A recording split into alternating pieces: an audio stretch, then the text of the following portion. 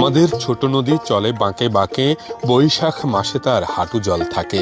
পার হয়ে যায় গরু, পার হয় গাড়ি, দুই ধার উঁচু তার, ঢালু তার পাড়ি। কবিগুরুর আমাদের ছোট নদী কবিতারই যেন বাস্তব চিত্র এখন ব্রহ্মপুত্র নদ। নেই কোনো জমকালো মঞ্চ, নেই কোনো আনুষ্ঠানিক আমন্ত্রণ। দুই পাশে অল্প পানি আর মাঝখানে বিস্তীর্ণ বালুচরে জড়ো হয়েছেন নানা শ্রেণী পেশার মানুষ। এই আয়োজনের নাম বৈশাখ মাসে তার হাঁটু জল থাকে। পরম্পরার উদ্যোগে আয়োজিত এই আসরে পরিবেশিত হচ্ছে গান ও কবিতা। প্রতিটি সুর আর শব্দে ফুটে উঠেছে নদীর প্রতি ভালোবাসা আর তার বর্তমান সংকটের বেদনা। আমার যমুনা জল দেখতে কালো, স্নান করিতে লাগে ভালো, যৌবন মিশিয়া গেল জয়লে। চরের বুকে তৈরি হয়েছে গ্রামীণ আবহ। গরু, ঘুড়ি আর হাত পাখা নিয়ে সাজানো হয়েছে এক নান্দনিক পরিবেশ, যা মনে করিয়ে দেয় হারিয়ে যেতে বসা বাংলার চিরচেনা ঐতিহ্যকে। অংশগ্রহণকারীদের জন্য ছিল উন্মুক্ত খাবারের আয়োজন। কলাপাতায় পরিবেশন করা হয়েছে ভাত, শুটকি ভর্তা, আলু ভর্তা ও কালো জিরা ভর্তা। গ্রাম বাংলার স্বাদে ভরপুর এক সরল কিন্তু হৃদয় ছোঁয়া আয়োজন। এ আয়োজন শুধু উৎসবই নয়, এ যেন এক নীরব প্রতিবাদ। আয়োজকদের ভাষায় ময়মনসিংহের প্রাণকেন্দ্র ব্রহ্মপুত্র আজ হারাচ্ছে তার স্বাভাবিক রূপ। খননের পরও নদীর বুকে জেগে উঠেছে চর, কমছে পানির প্রবাহ। কিছু খেয়ে ফেলছে, খাইতে খাইতে এমন পর্যায়ে চলে গেছে, এখন সর্বশেষ আমাদের বাঁচার একটা অবলম্বন হচ্ছে নদী। এটাও খেয়ে ফেলছে। যাই বৈশাখে আমাদের উদ্দেশ্য হচ্ছে এই নদীটাকে বাঁচানোর জন্য, অন্তত প্রতিটা নদীর বুকে যে চর বেশি উঠছে এটা মানুষকে জানানোর জন্য, অন্তত সর্বশেষ সম্বল আমাদের বেঁচে থাকার জন্য এই নদী যাতে বেঁচে থাকে, এই জন্যই হচ্ছে আমাদের এই বৈশাখের আয়োজন নদীর চরের মাঝে।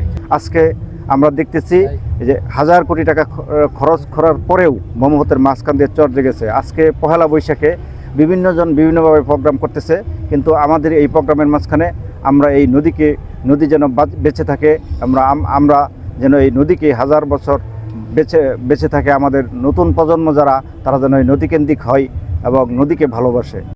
গাং বড় আছি, আমরা সংসার চলছে, সব জিনিস দাম কম আছি, সব জিনিস দাম বাড়া, গাং হয়ে গেছে, আমরা কামাই কমেছে, সরকারের ট্যাক্সনে বুঝছো না, আমরা সংসার চলে না, আমরা না খাই আমার চাষি করো।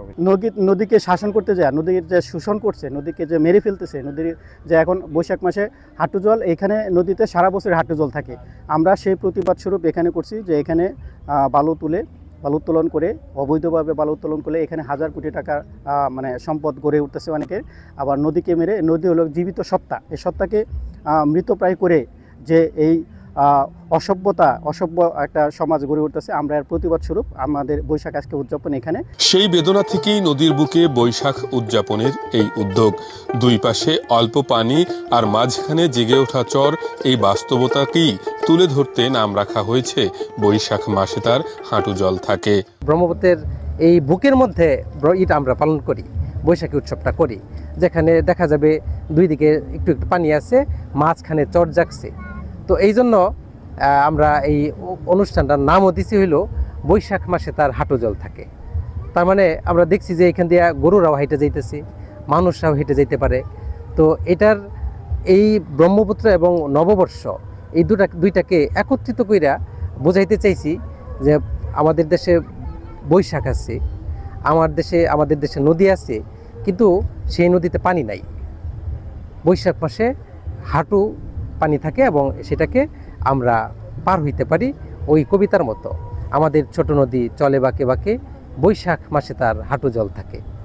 লেখক, শিল্পী, কবিদের একটা প্রাণের অঙ্গন। এই প্রাণের অঙ্গন থেকে লেখক শিল্পীরা তৈরি হয়েছে। আমাদের এই ময়মনসিংহের যে ব্রহ্মপুত্র কবি করে তুলেছে, শিল্পী করে তুলেছে, গায়ক করে তুলেছে। তাই কবি, লেখক এবং শিল্পীরা ব্রহ্মপুত্র ছাড়া অন্য কোথাও যেতে চায় না।